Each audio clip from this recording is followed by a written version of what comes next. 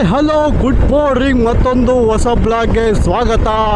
ಇವತ್ತು ನಮ್ಮ ಪಯಣ KTM ಶೋರೂಮ್.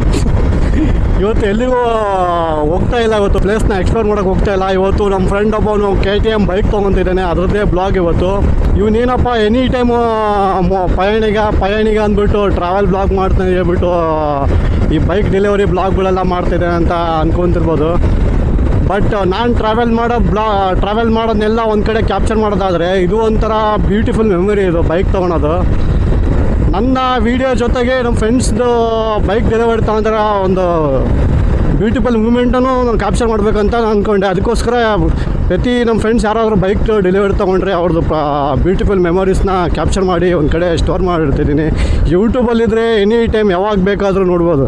ಅದಕ್ಕೋಸ್ಕರ ಈ ಬೈಕ್ನ ಡೆಲಿವರಿ ಕೂಡ ನಾನು ಕ್ಯಾಪ್ಚರ್ ಮಾಡ್ತೀನಿ. ಅದು ಮೊದಲ ಬೈಕ್ ತೊಗೊಬೇಕಾದ್ರೆ ಫೀಲ್ ಇರುತ್ತಲ್ಲ, ಅದನ್ನೆಲ್ಲ ಬ್ಯೂಟಿಫುಲ್ ಮೆಮೊರೀಸ್ನ ಒಂದು ಕ್ಯಾಪ್ಚರ್ ಮಾಡಿರ್ತೀನಿ. ಅದಕ್ಕೋಸ್ಕರ ಈ ವ್ಲಾಗೆಲ್ಲ ಮಾಡ್ತಿರೋದು, ಬೈಕ್ ಡೆಲಿವರಿ ತೊಗೊಳೋದು. ಲಾಸ್ಟ್ ವೀಡಿಯೋದಲ್ಲಿ ನೋಡಿದ್ರೆ ಅವರು ನಮ್ಮ ದೋಸ್ತ, ಅವನು ಪ್ರತಿಯೊಂದು ಮೂಮೆಂಟ್ಸನ್ನು ಕ್ಯಾಪ್ಚರ್ ಮಾಡಿಬಿಟ್ಟು ನಾನು ಯೂಟ್ಯೂಬಲ್ಲಿ ಹಾಕಿದ್ದೀನಿ. ಅದೇ ಥರ ಇವಂದು ಕೂಡ ಇದೇ ಥರ ಬ್ಲಾಗ್ ಮಾಡಿಬಿಟ್ಟು ಇದು ನಂದು ಯೂಟ್ಯೂಬ್ ಚಾನಲಲ್ಲಿ ಹಾಕ್ತೀನಿ. ಇದರಿಂದ ಯಾರಿಗೇನು ಮೋಟಿವೇಟ್ ಆಗಲ್ಲ. ಮೋಟಿವೇಟ್ ಏನಾಗುತ್ತೆ ಅಂದರೆ, ಈಗ ಯಾರಾದರೂ ಬೈಕ್ ತೊಗೊಬೇಕು ಅಂದ್ಕೊತಿರೋರಿಗೆ ಇದೊಂಥರ ಮೋಟಿವೇಟ್ ವೀಡಿಯೋದಾರೆ ಅದು. ಈ ಹೊಸ ಬೈಕ್ ತೊಗೊತೀನಿ ಅಂತ ಹೇಳಿದಾಗ ಒಂದು ಇದು ಇರುತ್ತಲ್ಲ, ಅದು ಹೇಳೋಕ್ಕಾಗಲ್ಲ. ಯಾಕೆ ನಾನು ಬೈಕ್ ತೊಗೊಬೇಕಂತಂದರೆ ಬೈಕ್ ಡೆಲಿವರಿ ನಾಳೆ ಇದೆ ಅಂದರೆ ಅವತ್ತು ನೈಟು ನನಗೆ ನಿದ್ದೆನೇ ಮಾಡಿಲ್ಲ. ಮೇ ಬಿ ನಮ್ಮ ಫ್ರೆಂಡು ಸಹ ಅದೇ ಥರನೇ ಅವನು ನಿದ್ದೆ ಮಾಡಿಲ್ಲ ಅಂದ್ಕೊತೀನಿ. ಮೇ ಬಿ ನೈಟೆಲ್ಲ ನನ್ನ ಬೈಕ್ ಯಾವಾಗ ಸಿಗುತ್ತೋ ಅನ್ನೋಂಗಾಗಿತ್ತು ನನಗೆ ಒಂಥರ. ಆ ಶೋರೂಮವ್ರಿಗಂತರ ತಲೆ ತಿಂದುಬಿಟ್ಟಿದ್ದೆ ಬಿಡು ನಾನು. ಯಾಕೆ ನಾನು ಬೈಕ್ ಬುಕ್ ಮಾಡಿ ಒಂದು 15 ಡೇಸಿಗೆ ಸಿಕ್ಕಿತ್ತು ನನಗೆ. ಯಾಕಂದರೆ ಅವಾಗ ಎಕ್ಸ್ಪಲ್ಸು ತುಂಬ ಲಿಮಿಟೆಡ್ ಎಡಿಷನ್ ಇತ್ತು, ಅವಾಗ ಜಾಸ್ತಿ ಸಿಕ್ತಿದ್ದಿಲ್ಲ ನಮ್ಮ ಕರ್ನಾಟಕದಲ್ಲಿ. ಅಯ್ಯೋ, ಅವಾಗ ಶೋರೂಮವ್ರಿಗಂತರ ನಾನು ತಲೆ ತಿಂದುಬಿಟ್ಟಿದ್ದೀನಿ ಬಿಡು. ಯಾಕೆಂದರೆ 15 ಡೇಸ್ ಬ್ಯಾಕೆ ಬುಕ್ ಮಾಡಿದ್ದೆ, ಇನ್ನೂ ಸಿಕ್ಕಿಲ್ಲ, ಬಂದಿರಲಿಲ್ಲ. ಡೈಲಿ ಅವನಿಗೆ ಶೋರೂಮವ್ನಿಗೆ ಕಾಲ್ ಮಾಡ್ತಾ ಇರೋದು, ಬೈಕ್ ಬಂತಾ ಇಲ್ಲ ಅಂತ. ಶೋರೂಮವ್ರಿಗೆ ಮಾತ್ರ ತಲೆ ತಿಂದಾಕ್ಬಿಟ್ಟಿದ್ದೀವಿ ಅವಾಗ. ಅವ್ರಿಗೆ ಅನ್ಸ್ಬಿಟ್ಟಿದ್ದೀವಿ ಒಂದು ಮಗನ ಬೈಕ್ ಯಾವಾಗ ಡೆಲಿವರಿ ಕೊಟ್ಟಿರೋ ಅಂತ. ಆ ಲೆವೆಲ್ ತಲೆ ತಿಂದ್ಬಿಟ್ಟಿದ್ದೆ ನಾನು. ನಮ್ಮ ಫ್ರೆಂಡಿಗೆ KTM ಬೈಕ್ ತಗೊಳ್ಬೇಕು ಅನ್ನೋದು ತುಂಬ ದೊಡ್ಡ ಆಸೆ ಒಂದು. ಅವನಿಗೆ ಆ್ಯಕ್ಚುಲಿ ಆಸೆ ಇದ್ದಿದ್ದು ಡೂಕ್ ಬರುತ್ತಲ್ಲ, ಹಳೆ ಡೂಕ್ ಇತ್ತಲ್ಲ, ಆ ಡೂಕಿಗೆ ತುಂಬ ಆಸೆ ಇತ್ತು. ಬಟ್ ಆ ಡೂಕ್ ಈಗ ಬಂದಾಗಿದೆಯಲ್ಲ, ಸಿಗ್ತಾ ಇಲ್ಲ ಈಗ. ಈ ಹೊಸ ಡೂಕ್ ಬಂದಿದೆ, ಅದು ಸಕ್ಕತ್ತಾಗಿದೆ ಡಿಸೈನು. ಬಟ್ ಏನಂದರೆ ಹಳೆ ಡೂಕಲ್ಲಿ ಎಕ್ಸಾಸ್ಟ್ ಸೌಂಡ್ ಬರ್ತೈತಲ್ಲ, ಆ ಸೌಂಡ್ನ ಈ ಡೂಕಲ್ಲಿ ಫೀಲ್ ಮಾಡೋಕ್ಕಾಗ್ತಿಲ್ಲ. ಅದು ಒಂಥರ ನೆಕ್ಸ್ಟ್ ಲೆವೆಲ್ ಇತ್ತು ಸೌಂಡು. ಶೋರೂಮ್ ಏನು ದೂರ ಇಲ್ಲ, ಇಲ್ಲೇ ನಾಗಸಂದ್ರ ಮೆಟ್ರೋ ಸ್ಟೇಷನ್ದು ಸ್ವಲ್ಪ ಮುಂದೆ ಹೋಗಬೇಕು. ದಾಸರಳ್ಳಿ ಮೆಟ್ರೋ ಸ್ಟೇಷನ್ ಬರ್ತಲ್ಲ, ಅಲ್ಲೇ ಇರೋದು. ಆ್ಯಕ್ಚುಲಿ ಬೆಳಗ್ಗೆನೇ ಬಿಡಬೇಕಿತ್ತು 10 ಗಂಟೆಗೆ. ಈ ಟೈಮು 11:30 ಆಗಿದೆ ಈಗ. ಇಲ್ಲೇ ನೋಡ್ತಿಲ್ಲ KTM ಶೋರೂಮ್ ಇಲ್ಲೇ ಇರೋದು. ಓಹ್, ಬಂದು ನೋಡಪ್ಪ, KTM ಶೋರೂಮ್ ಹತ್ರನೇ ಇದೆ. KTM ಶೋರೂಮ್, ಬಜಾಜು KTM ಎರಡು ಟೈಪ್ ಇದೆಯಲ್ಲ, ಇಲ್ಲೇ ಶೋರೂಮ್ ಇರೋದು. ಎರಡು ಒಂದೇ ಕಡೆ ಇದೆ. ಗಾಡಿ ತಗೊಂಡ್ರೆ ಯಾರು ಅಂದ್ರಪ್ಪ, ಇಲ್ಲಿದೆ ನೋಡಿ ಹೀರೋ, ಇವನೇ. ಕಾಬಲ್ ಚರ್ಚಿಲ್ಲ, ಇಷ್ಟು ವಯಸ್ಸಾದ್ರೂ ಮದುವೆ ಆಗಿಲ್ಲ. ಹೆಂಗಿದೆ ನೋಡ್ರಿ ಹೀರೋ. ಬನ್ನಿ KTM ಶೋರೂಮ್ ಒಳಗಡೆ ಹೋಗ್ಬಿಟ್ಟು ಸಿಗೋಣ ಮತ್ತೆ. ಇಲ್ಲಿದೆ ಪ್ರಜ್ವಲ್ ಶೋರೂಮ್. ನಂದೇ ಹಂಗಾರೆ ಇವಾಗ ಯಾರೂ ಇಲ್ಲಲ್ಲ. ಇವ್ನು ಯಾವನ ಸೆಡೆ ನನ್ನ ಮಗ.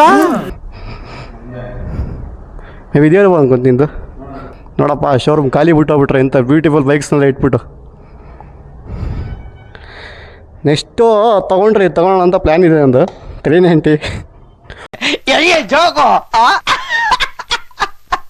ಫುಲ್ ವಲ್ಕೆ ಆಗಿದೆ ನನಗೆ. ಐಟಿಗೆ ನನಗೆ ಸೂಟ್ ಆಗೋತ್ತಿಲ್ಲ. ಬಟ್ ಮೊನ್ನೆ ಟ್ರಯಲ್ ಹೊಡೆದೆ, ಚೆನ್ನಾಗಿದೆ. ಫಸ್ಟ್ ಗಾಡಿ ತಮಗ ಎಷ್ಟು ಖುಷಿಯಾಗಿದೆ ನೋಡಿ. ಫಸ್ಟ್ ಬೈಕ್ ಅಲ್ಲಿಂದ ನಿನಗೆ ಫಸ್ಟ್ ಬೈಕ್ ಇದು. ಆ್ಯಕ್ಚುಲಿ RX ಹುಡುಕಾಡೋದು ಸಿಗಲಿಲ್ಲ ಲಾಸ್ಟಿಗೆ. KTM ಸ್ವಿಚ್ ಆದವನು. ಅದು ಸಿಕ್ಕಿದ್ದು ಗುರು, ಒಂದು ಬೈಕ್ ಸಿಕ್ಕಿತ್ತು ಫಸ್ಟ್ ಓನರು. ಬಟ್ ಅದು ಕ್ಯಾಶ್ ಇಟ್ಕೊಂಡು ಹೋಗೋದ್ರಾಗೆ ಸೇಲ್ ಆಗಿಬಿಟ್ಟಿತ್ತು ಅದು ಫಸ್ಟ್ ಓನರ್ ಬೈಕ್. ಅದು ಸಿಕ್ಕಿದ್ರೆ ಈ ಬೈಕ್ ತೊಗೊಂಡಿದ್ದಲ್ಲ. ಬಟ್ ಅವ್ನು ನಾನೇ ಬರ್ದಿದ್ದು KTM ಬರ್ದಿದ್ದು. ಆದರೆ ಇನ್ನೊಂದೇನೆಂದರೆ, ಇವ್ನು ಗಾಡಿ ತೊಗೊತಿರೋದು ಯಾರಿಗೂ ಗೊತ್ತಿಲ್ಲ ಮನೆಯಲ್ಲಿ. ಈಗ ಅವ್ರ ಅಮ್ಮ ಫೋನ್ ಮಾಡಿಬಿಟ್ಟು ಹೇಳ್ತಾ ಇದ್ದಾನೆ, ಅವ್ನು ಗಾಡಿ ಫೋಟೋ ಕಳಿಸ್ಬಿಟ್ಟು ಗಾಡಿ ಹೇಗಿದೆ ನೋಡು ಅಂತ. ಗಾಡಿ ಓಕೆ ಅಂದರೆ ತಗೊಂಡು ಹೋಗ್ತಾ ಇರೋದು ಈಗ. ಅವ್ನು ನೋಡ್ತಾ ಇದ್ದೀನಿ. ಹ್ಞೂನಮ್ಮ.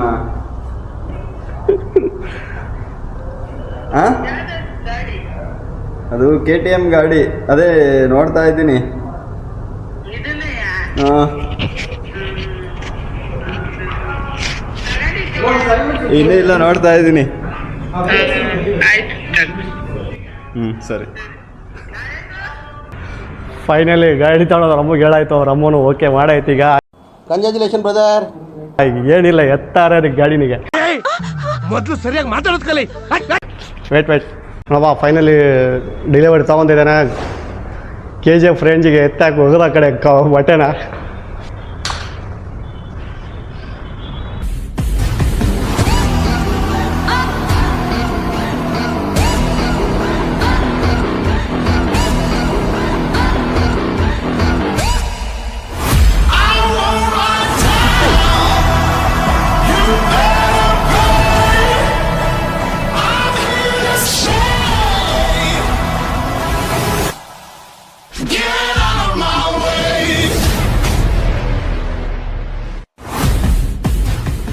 ಈ ಕಣ್ಣಲ್ಲಿ ಇನ್ನೀ ಏನೇನು ನೋಡ್ಬೇಕೋ ಕಾಣೆ.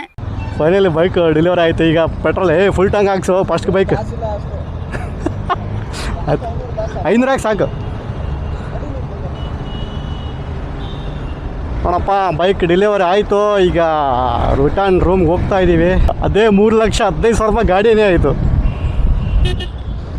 ಈ ಮುಂದೆ ಹೋಗ್ಬಿಟ್ಟು ಗಾಡಿ ನಾನು ತೊಗೊತೀನಿ. ಅದು ಈಗ ಹೊಸ ಬೈಕೆಲ್ಲ ಫಸ್ಟು ನೋಡಲಿ ಅಂತ ಸುಮ್ಮನೆ ಬಿಟ್ಟಿದ್ದೀನಿ. ಮುಂದೆ ಹೋಗ್ಬಿಟ್ಟು ಆ ಬೈಕ್ ತೊಗೊಂಡು ಆ ಬೈಕ್ದು ಚಿಕ್ಕದು ರಿವ್ಯೂ ಮಾಡ್ತೀನಿ ಅಷ್ಟೇ. ಈ ಶೆಲ್ ಒಳಗಡೆ ಒಂದು ರೂಲ್ ಇದೆ. ಈಗ ಪೆಟ್ರೋಲ್ ಹಾಕ್ಸ್ಬೇಕಾದ್ರೆ ಬೈಕಿಂದ ಇಳಿಬೇಕು, ತಳಗೆ ನಿಂತ್ಕೊಬೇಕು. ಮತ್ತು ಏನು ಲಾಜಿಕ್ ಗೊತ್ತಿಲ್ಲ, ಕೇಳೋಣ ಅಂತೇಳಿ.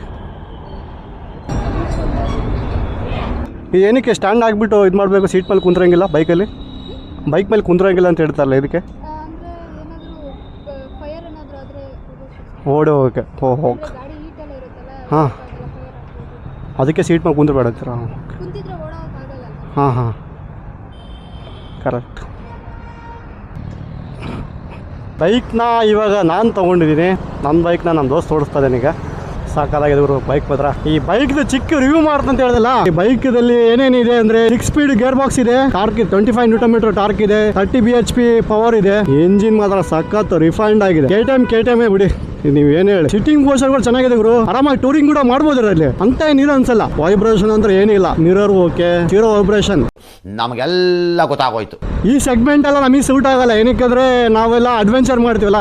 ಈಗ ಟ್ರಾವೆಲ್ ಎಲ್ಲ ಮಾಡಬೇಕಾದ್ರೆ ಕೆಲವೊಂದು ಕಡೆ ಎಲ್ಲ ಆಫ್ ರೋಡ್ ಎಲ್ಲ ಇರುತ್ತೆ, ಅದೆಲ್ಲ ಮಾಡಬೇಕಾದ್ರೆ ಇದೆಲ್ಲ ಸೂಟ್ ಆಗಲ್ಲ ನಿಮಗೆ. ಬೈಕ್ ಮಾತ್ರ ಸಕ್ಕತ್ತಾಗಿದೆ ಗುರು. ಈ ಸ್ಟಾರ್ಟಿಂಗಲ್ಲಿ 100 km/h ಒಳಗೆ ಓಡಿಸೋಕೆ ಹೇಳಿದ್ದಾರೆ. ಸ್ಲೋ ಆಗಿ ಹೋಗ್ತಾ ಇದ್ದೀನಿ. ಸ್ವಲ್ಪ ವಿಂಡ್ ಬ್ಲಾಸ್ಟ್ ಆಗ್ತಿದೆ, ಅದಕ್ಕೆ ವಿಂಡ್ ಬ್ಲಾಸ್ಟ್ ಆಗ್ತಿದೆ. ಸ್ವಲ್ಪ ಮುಂದೆ ಏನಾರು ಒಂದು ವಿಂಡ್ ಶೀಲ್ಡ್ ಏನಾರು ಹಾಕೊಂಡ್ಬಿಟ್ರೆ ಆ ವಿಂಡ್ ಬ್ಲಾಸ್ಟ್ನ ಅವಾಯ್ಡ್ ಮಾಡ್ಬೋದು. ಇಲ್ಲಿಗೆ ಇವತ್ತಿನ ಬ್ಲಾಗ್ನ ಎಂಡ್ ಮಾಡ್ತಾ ಮತ್ತೆ ಮುಂದಿನ ಬ್ಲಾಗಲ್ಲಿ ಸಿಗೋಣ. ಅಲ್ಲಿವರೆಗೂ ಟಾಟಾ, ಬಾಯ್ ಬಾಯ್. ಮತ್ತೆ ಭೇಟಿಯಾಗೋಣ. ನಮಸ್ಕಾರ.